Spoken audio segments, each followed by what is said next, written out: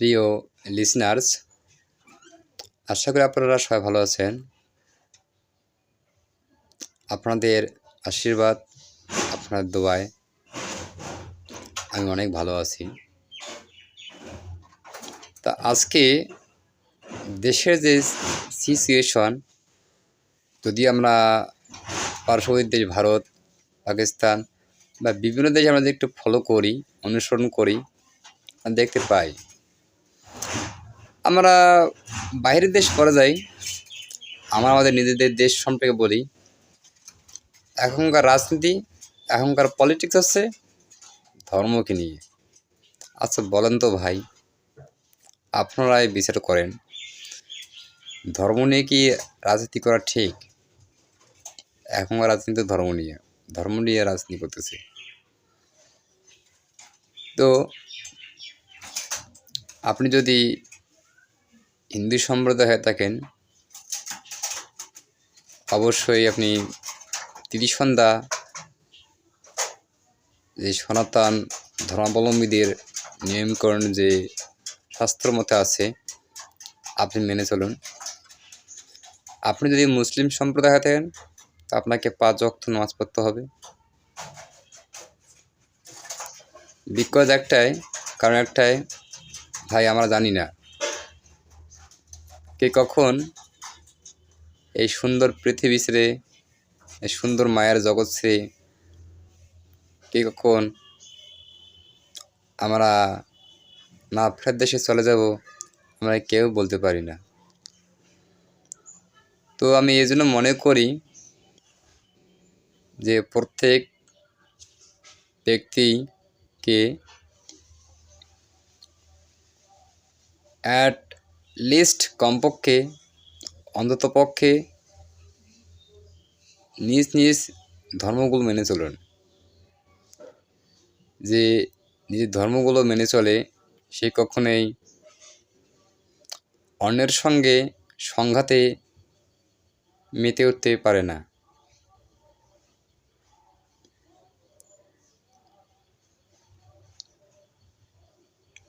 আমরা এখনকার সমাজে দেখতে পাই,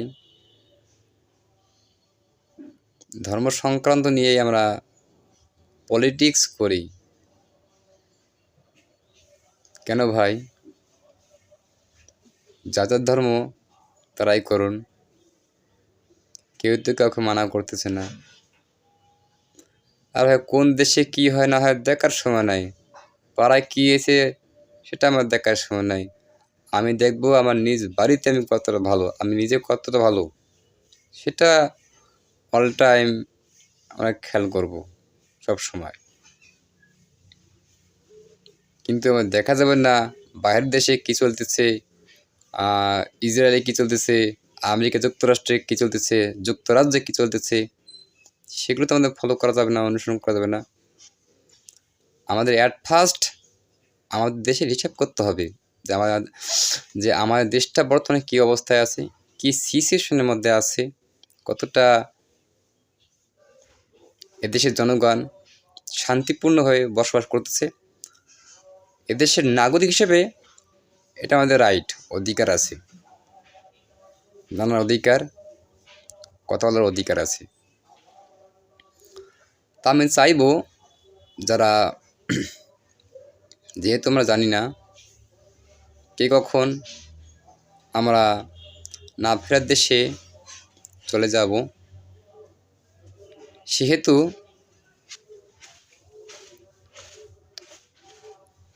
আমাদের প্রত্যেকেরই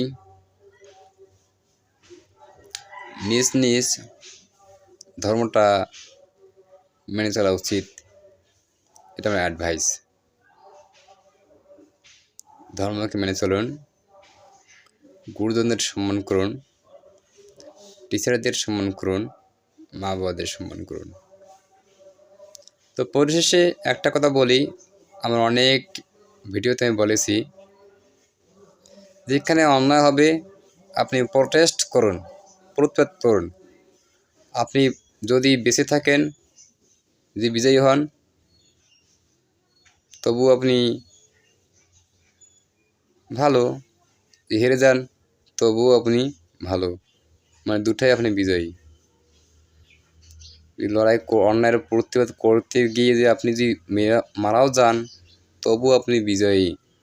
আর যদি বিজয়ী হন তবু আপনি বিজয়ী হয়ে গেলেন। তা আমি সবার কাছে একটাই রিকোয়েস্ট করব, প্লিজ আপনারা নিজের মধ্যে মনুষ্যত্ব বোধটা জেগে তুলুন। মানুষ জন্মগ্রহণ করলেই মানুষ হয় না। মানুষ হতে হলে মানুষের মধ্যে মনুষ্যত্ব বোধ, আমাদের অ্যাচিভমেন্ট অর্জন করতে হয়। তা আমি সকল অডিয়েন্সের কাছে রিকোয়েস্ট করব যে আপনারা আপনাদের মাঝে মনুষ্যত্ব বোধটুকু জেগে তুলুন, যাতে আমাদের বিন্দুমাত্র কমন সেন্স থাকে, সাধারণ জ্ঞানটুকু থাকে, যাতে আমরা ধর্ম নিয়ে কখনো সংঘাতে মেতে না উঠি। যার যার ধর্ম সে তার ইচ্ছামতো পালন করুক। স্বাধীন বাংলাদেশ, আমাদের কথা বলার অধিকার আছে, স্বাধীনভাবে বাক স্বাধীনতা রয়েছে। তা পরিশেষে এতটুকু বলতে চাই, সবশেষে, যে ধর্মেরই আপনারা লোক হন না কেন ভাই, অন্যায় করেন না, অন্যায় করব না। অন্যায় করলে আপনাকে পানিশমেন্ট পেতে হবে। আপনি কখনোই পার পাবেন না। আপনি যতই ক্ষমতাবান পাওয়ারফুল পার্সন হন না কেন ভাই,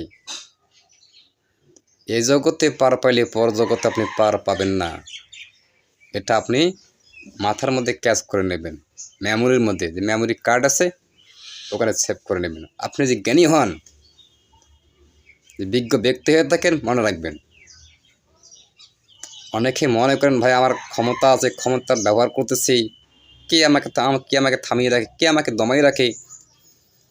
কিন্তু শেষ মুহূর্তে যখন আপনি পরলোকে চলে যাবেন, না ফেরার দেশে চলে যাবেন, তখন কি আপনাকে কে বাঁচাবে ভাই? আপনাকে যে অন্যায় করেছেন সে আপনাকে পানিশমেন্ট আপনাকে পেতেই হবে। তো প্রিয় লিসনার্স,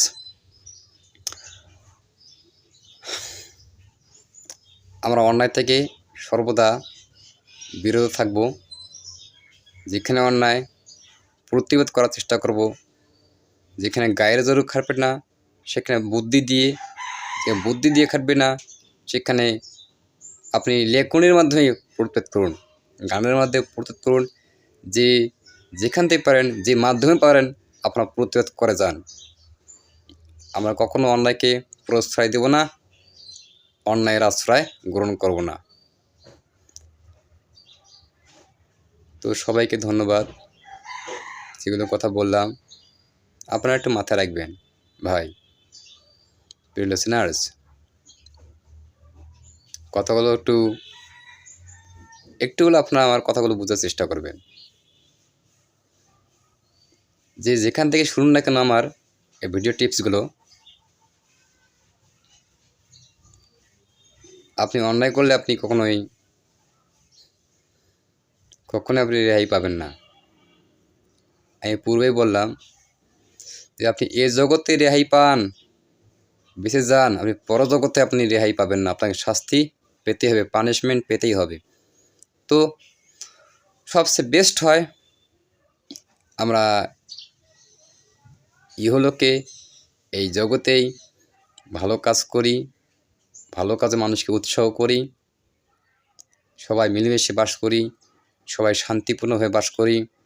এ দেশের মানুষ যেন শান্তিপূর্ণভাবে থাকতে পারে, এটাই আমাদের প্রত্যাশা, এটাই আমাদের আশা। সামনের দিনগুলো ভালোভাবে কেটে সেই প্রত্যাশাই করব। আমরা কখনোই ধর্ম নিয়ে কখনো বিভ্রান্ত ছড়াবো না, কখনো ধর্ম নিয়ে কোনো কারো গ্লানি করব না, গাইব না।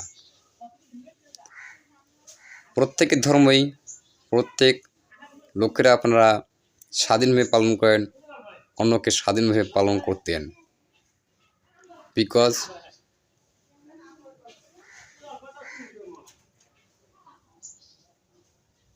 কারণ একটাই,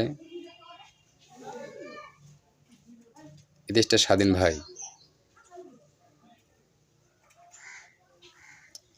আমাদের অধিকার আছে স্বাধীনভাবে বাঁচার, স্বাধীনভাবে কথা বলার, স্বাধীনভাবে ধর্মীয় উৎসব পালন করার। সবাই সবার জায়গা থেকে আপনারা সচেতন হন। জীবনে বাঁচি বা না বাঁচি, অন্যায়ের বিরুদ্ধে করে আপনি প্রতিবাদ করে আপনি জীবন ত্যাগ করেন, আপনি বেহেশতে যাবেন, স্বর্গে যাবেন। কিন্তু কাপুরুষের মতো আপনি যদি পিছু পা নেন, পিছু হটিয়ে থাকেন, তাহলে আপনি ইহলোকে শান্তিপূর্ণ বাস করলে পরলোকে আপনি কাপুরুষ হিসেবে আপনি স্বীকৃতি পাবেন। এই জগতে বীরপুরুষ, কিন্তু প্রতিবাদ করলাম না অন্যায়ের বিরুদ্ধে।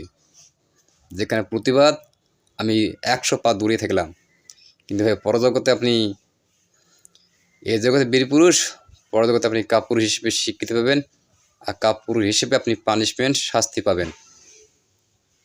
ওকে প্রিয় ভিউয়ার্স, প্রিয় লিসেনার্স, আমার চ্যানেলটি রিসেন্ট খোলা, যে এখান তো আপনাদের ভালো লেগে থাকে।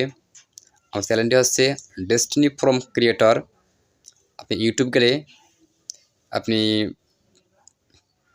স্পিকারে ডেস্টিনি ফ্রম ক্রিয়েটর বলে আমার চ্যানেলটি চলে আসবে, বড় হাতের ডি লেখা উঠবে। আপনি চ্যানেলটি চাইলে যদি ভালো লাগে একান্ত চ্যানেলটি সাবস্ক্রাইব করুন, লাইক দেন। যদি আরেক কিছু জানার ইচ্ছা থাকে আমার কাছ থেকে, একান্ত আমাকে ভালো লেগে থাকে, আপনারা আমাকে যেভাবে পারেন আমাকে একটু সাপোর্ট দেবেন। আমি আরও সামনের দিকে এগিয়ে যেতে চাই, এই প্রত্যাশা আপনাদের সামনে আমি রাখতেছি। সবাইকে ধন্যবাদ, সবাই ভালো থাকবেন। প্রিয় লিসেনার্স, সবার শুভ কামনা করি।